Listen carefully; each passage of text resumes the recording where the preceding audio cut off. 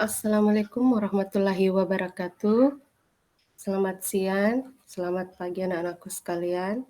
Hari ini kita berjumpa lagi dengan Bu Guru. Eh, Kita akan mempelajari mata pelajaran PPKN dengan tema norma. Untuk lebih jelasnya, mari kita lihat PPT atau PowerPoint berikut sebagai bahan ajar. Yang akan dipelajari yang pertama yaitu norma. Ada 4 macam norma, yaitu norma agama, norma kesusilaan, norma kesopanan, norma hukum.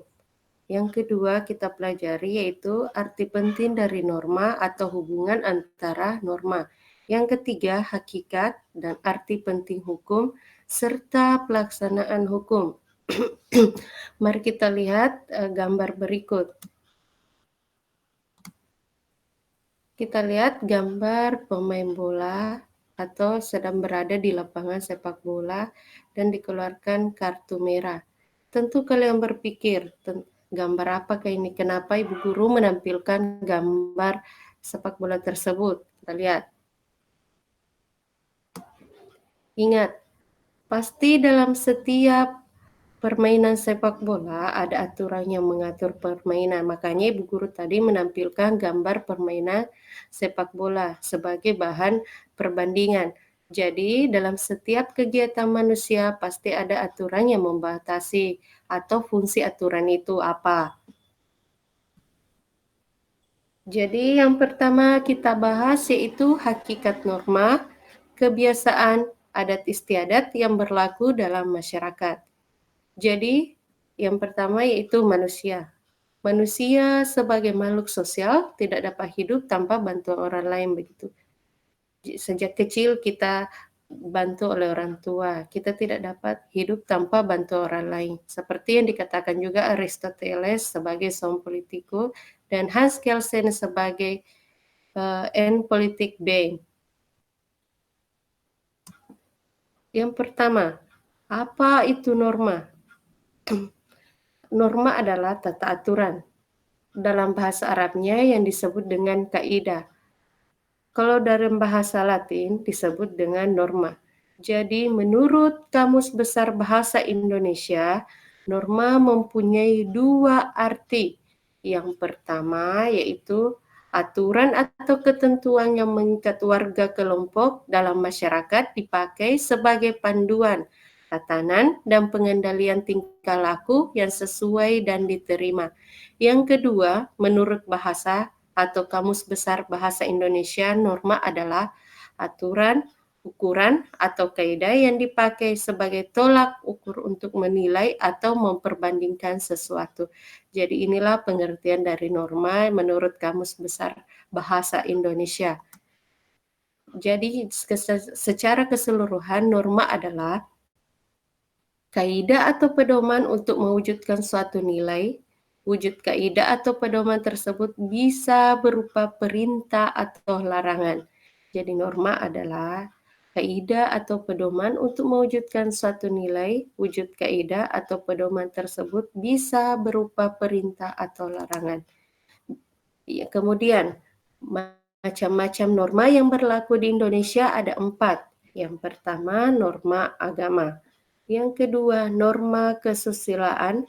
Yang ketiga, norma kesopanan. Yang keempat, norma hukum. Oke, kita bahas yang pertama yaitu norma agama. Norma agama adalah aturan yang mengatur hubungan antar manusia dengan Tuhan, manusia dengan sesamanya, atau manusia dengan lingkungannya. Dari tujuan dari norma agama adalah mencapai kebahagiaan hidup di dunia dan akhirat. Sumbernya yaitu wahyu Tuhan yang terhimpun dalam kitab suci setiap agama. Contoh dari norma agama yaitu dilarang mencuri, dilarang berbohong. Itulah pengertian dari norma agama, tujuan norma agama dengan contohnya. Berikut kita bahas norma kesusilaan. Norma kesusilaan adalah peraturan yang hidup yang berasal dari hati sanubari manusia sehingga sifatnya umum dan dapat diterima secara universal. Pelanggaran norma kesusilaan yaitu Pelanggaran perasaan yang berakibat penyesalan, contohnya yaitu menghormati orang tua, dilarang mencuri. Itulah pengertian dari norma kesusilaan dengan contohnya. Kemudian yang ketiga kita bahas lagi norma kesopanan. Kalau norma kesopanan adalah norma yang timbul dan diadakan oleh masyarakat sendiri sehingga mengatur pergaulan masing-masing anggota masyarakat dan saling menghormati. Pelanggarannya akan dicela oleh sesama.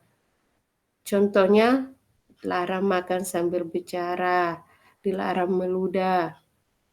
Itulah contoh dari norma kesopanan. Kemudian yang terakhir yaitu norma hukum. Norma hukum yaitu peraturan yang timbul dan dibuat oleh lembaga kekuasaan negara. Isinya mengikat semua orang dan pelaksanaannya dapat dipertahankan dengan paksaan. Pelanggaran dari norma hukum akan mendapat sanksi yang tegas. Contohnya dilarang mengganggu ketertiban umum atau memakai helai yang mempunyai SIM, dilarang bonceng 3. Itulah tadi pengertian dari norma agama, norma hukum, norma kesopanan, dan norma kesusilaan. Berikutnya kita bahas, kita lihat kalau norma agama bersumber dari Tuhan atau keyakinan kita masing-masing.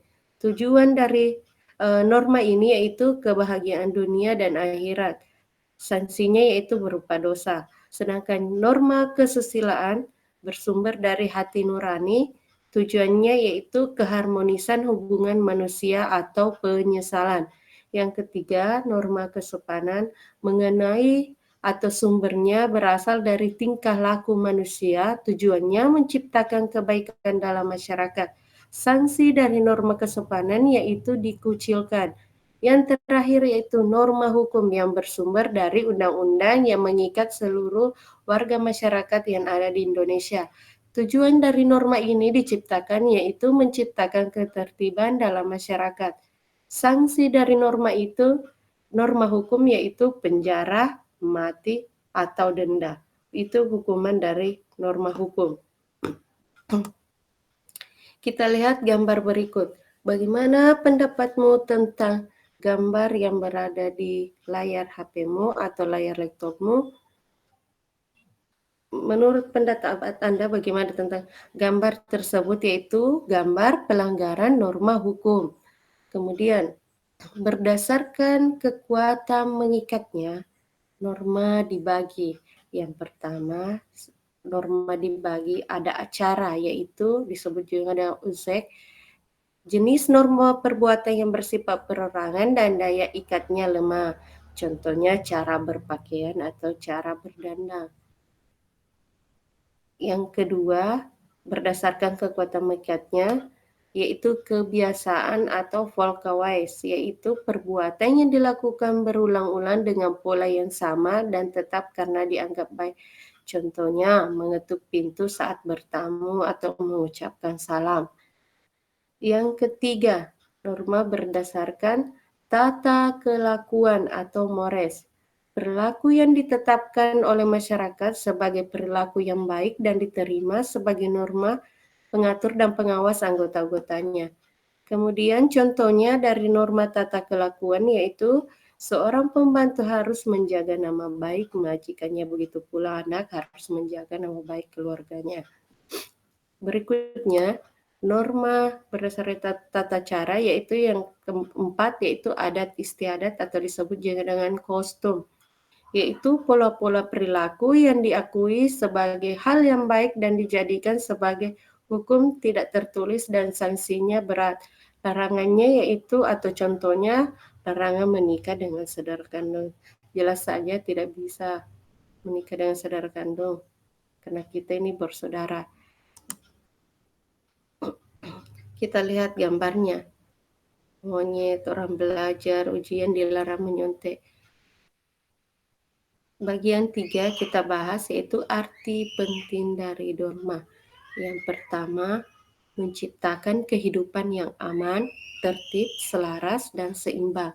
Yang kedua, membatasi tingkah laku manusia dari kecurangan, kejahatan, dan perbuatan lain yang mengganggu orang lain keamanan, dan ketertiban. Yang ketiga, membentuk budi pekerti yang baik, perilaku yang patuh, sadar hukum, memiliki akhlak mulia. Yang keempat, menjadikan pedoman penuntun tingkah laku dalam kehidupan berbangsa dan bernegara. Jadi bagian keempat kita bahas lagi hubungan antar norma. Hubungan antar norma dengan norma agama, kesusilaan, kesopanan, dan hukum tidak dapat dipisahkan karena saling mengisi dan melengkapi antara satu dan yang lain dan saling memperkuat.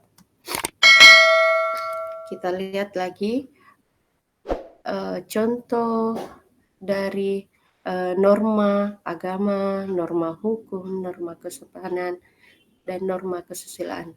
Untuk lebih jelasnya, mari kita lihat contohnya dalam video YouTube berikut. Contoh dari norma keagamaan, lihat. Norma agama kali ini adalah salat. Contohnya, norma hukum selanjutnya adalah menjaga kebersihan, yaitu menyapu. Yang ketiga, norma kesusilaan, contohnya. Contoh norma kali ini adalah norma kesusilaan, yaitu tolong-menolong. Yang keempat, norma kesopanan. Norma hukum selanjutnya adalah menjaga kerapihan.